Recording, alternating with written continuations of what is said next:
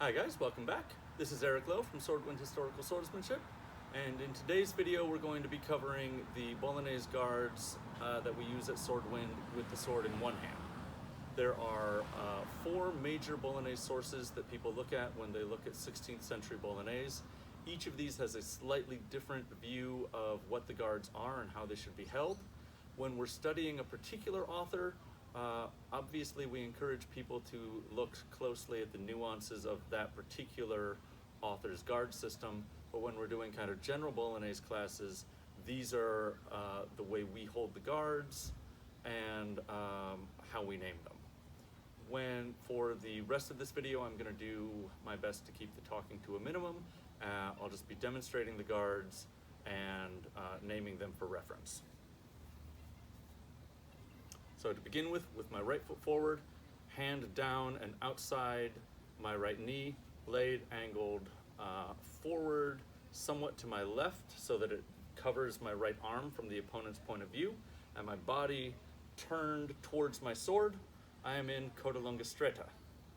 If I put the left foot forward and push the hand forward a little bit so that it comes slightly higher off the ground, I am in Coda Lunga Alta. If I drop the point towards the ground, I am in Coda Lunga Larga.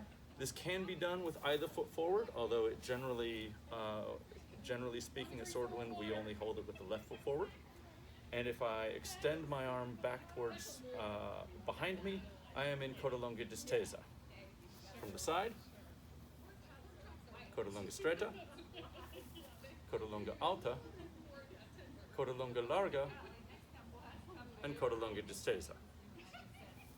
If I move the sword over to my left side so that my arm is extended, my hand is centered relative to my torso, the blade is angled up and somewhat to my right so that again it is covering my right arm.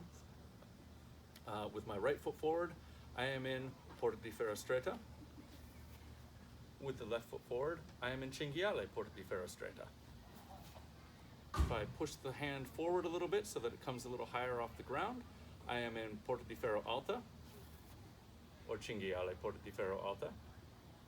If I have the blade pointed towards the ground, I am in Porta di ferro Larga. With the left foot forward, Cinghiale Porta di ferro Larga. From the side, Porta di ferro Stretta, Cinghiale Porta di ferro Stretta,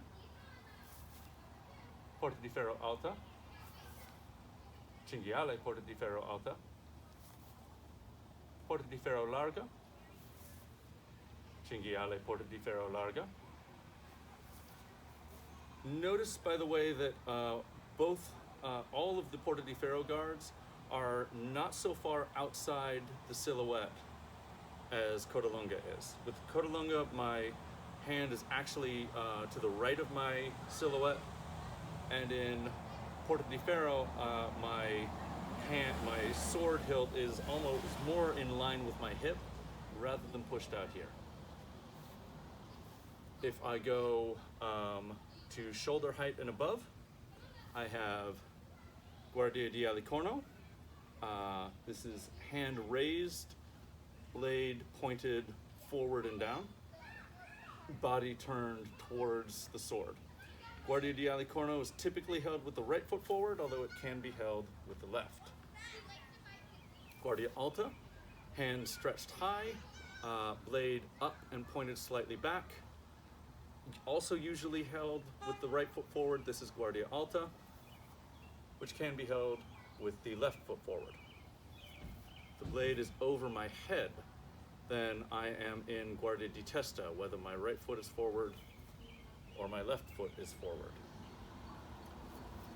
If my hand is straight in front of my face, right foot forward or left foot forward, I am in Guardia di Faccia.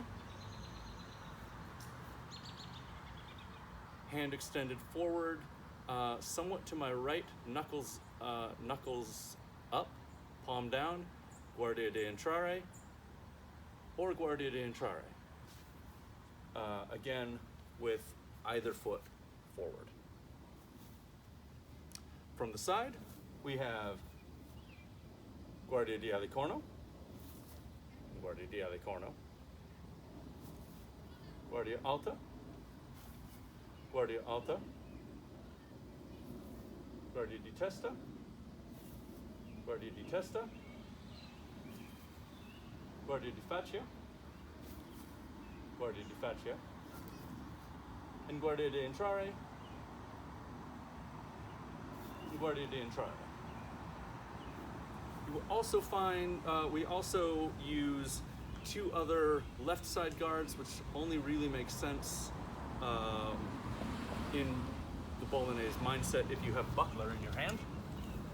So if I grab a buckler here, I can hold Guardia sopra braccio with either the left foot forward or the right foot forward, and I can have my blade angled up or flat depending on what kind of blow I am planning to throw from there. With the buckler held, with the buckler in hand, then the orientation of the hilt should be obscured from the opponent's point of view. So I have sopra braccio and sopra braccio. We also sometimes use Guardia sotto braccio, that is to say underarm, which really only makes sense as a name if you have something in your other hand to hold forward. Sotto braccio we also hold with either the left or the right foot forward. Guardia sotto braccio and sotto braccio. Sotto braccio and sotto braccio. I hope this reference has been helpful for you guys, and we'll see you soon with another video.